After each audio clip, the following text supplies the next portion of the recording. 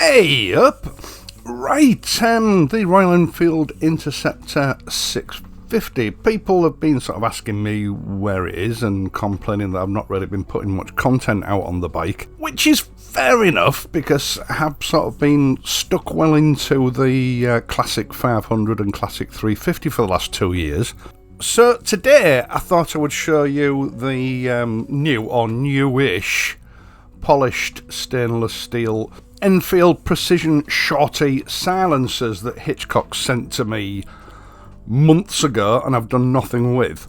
And bless them, they never contact me and complain or ask me what's going on. So I thought, I really ought to get my finger out and get this exhaust done. So I started filming the fitting of the new exhausts, sent Hitchcock's the heads up that I was getting on with it. And I know from experience Monday's always their worst day because they're busy processing all the orders that have come in over the weekend. So it was quite some time before Dan at Hitchcock's got back to me. In fact, I'd almost finished filming. Only for him to tell me that they're currently out of stock of this particular exhaust and it's expected to be back in next week because apparently it's their best-selling exhaust for the Interceptor and they have trouble keeping them in. Now the big issue with that of course is if I make the video and leave a link, everybody jumps into the comments section quite rightly and says, what have you put this video out for? They don't have any stock. So I've decided to hold off until next week for that video, which will work out better for everybody, not just you and Hitchcock's, but also for me, because this bike has been off the road for over a year now.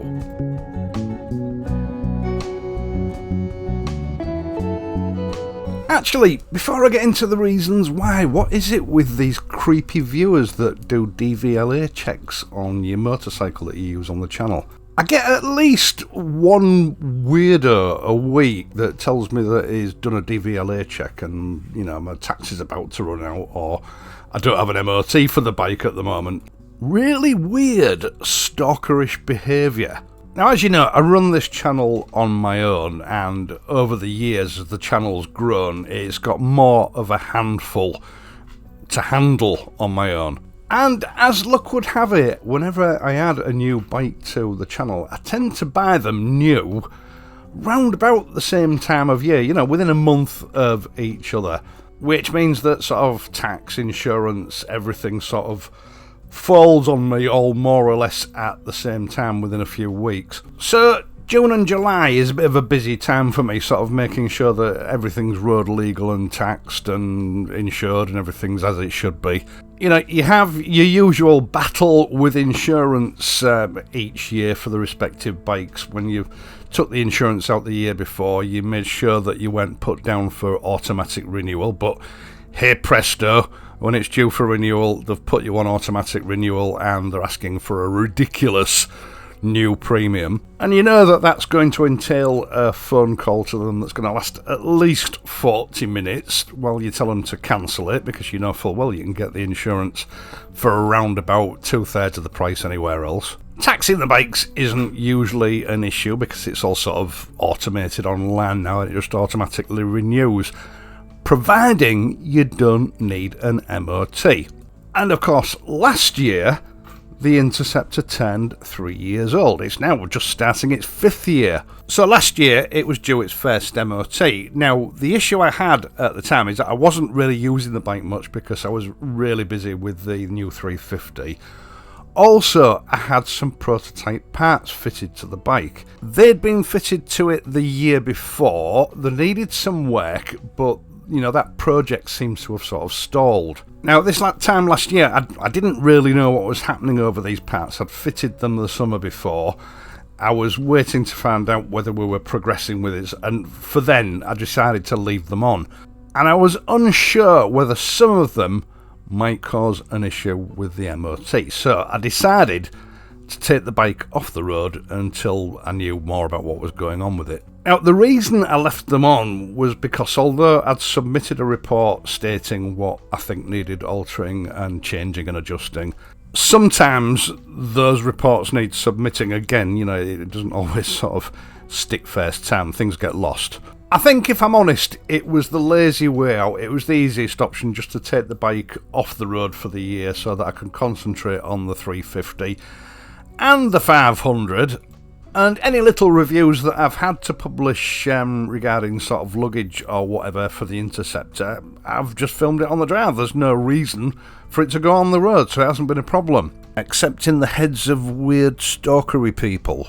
Anyway, this little exchange with Dan at Hitchcock sort of made my mind up for me. I thought, I've got all my tools out, I've got the Interceptor out, I pulled the original parts together to put the bike back into original condition in respect of those particular parts, and I decided to swap all the bits around. I've also got to change the LED bulb that's in the headlamp because the legislation changed last year before last, where if it's a headlamp bulb that's designed for an incandescent bulb, it's an MOT failure if you've got an LED fitted. Something to do with the design of the reflectors and the LED bulbs not giving a proper spread. Well, some of the cheaper bulbs anyway, so the government's just decided to put a blanket ban on them for the purposes of MOT. So after I'd finished filming the fitting of the new silencers, I just left the camera running and film me swapping the bits around so that I can talk to you and explain to you what's going on, and you'd have something to watch. So the plan is now to get the bike all sort of shipshape and Bristol fashion and get her through her MOT hopefully this week. And that also means that I can do a road test of these new silencers, which was something I wasn't going to be able to do with the bike off the road. So yeah, really, this whole little scenario made me get my finger out and get on with things properly. Now, I know I've mentioned before in other videos that my garage is unheated, and during the winter months, sort of from November through to March, everything in there is soaking wet. It's not a leaking problem with the roof or anything, it's condensation, and it's major condensation build up in there. You know, every bike that I own is basically dripping with water from November through to March every year. In fact, if it wasn't for the security aspect of keeping them in a garage, I think it would actually be better for these bikes if I just left them outside during the winter.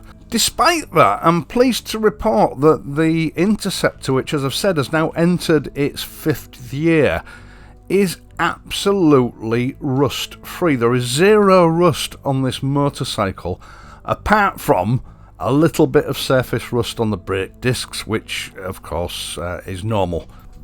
And the engine casings could do with a little bit of a repolish. They're not bad, but it's 2 years since they were last done, and we've got a sort of a film of dust which has been soaked and re-soaked, which has sort of set all over the bike, so she needs a good clean and a polish up.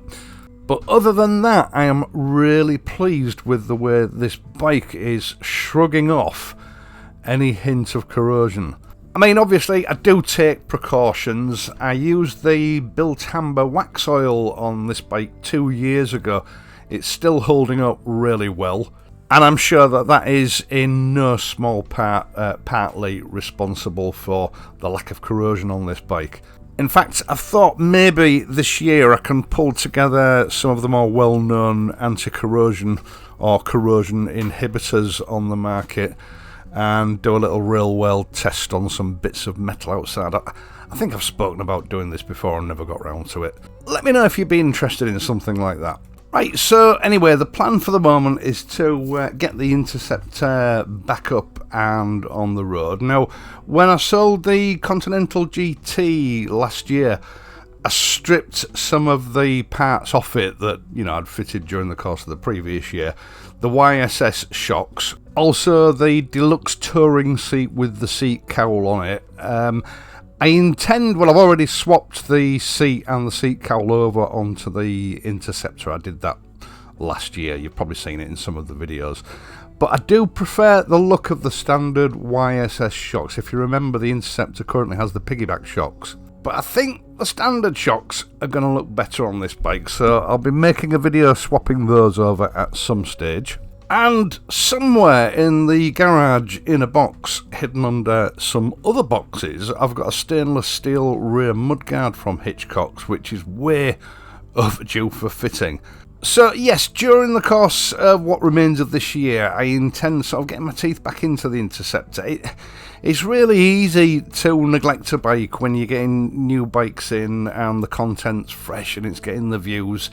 You know, it's a really difficult balance, and I have sort of let things slide with the Interceptor, but I think the main reason for me making this video is to just let everybody know I haven't got rid of the bike. There's nothing wrong with it, far from it. It's just been a case of too many bikes and too little time, really. Once again, thanks very much for taking the time to watch this and my other videos, and in doing so helping to support this channel. I really do appreciate it. I would also appreciate it if you would leave a like and subscribe to the channel if you're not already a subscriber. Again, you know, that does sort of tickle the algorithm a little bit and helps get the channel's profile up just that little bit more. It helps me out. Now, if you want to help out in other ways, you can become a patron.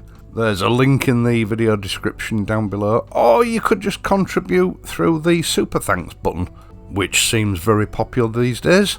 I'm going to be back on Friday, so until then, please ride safely, and I'll see you soon.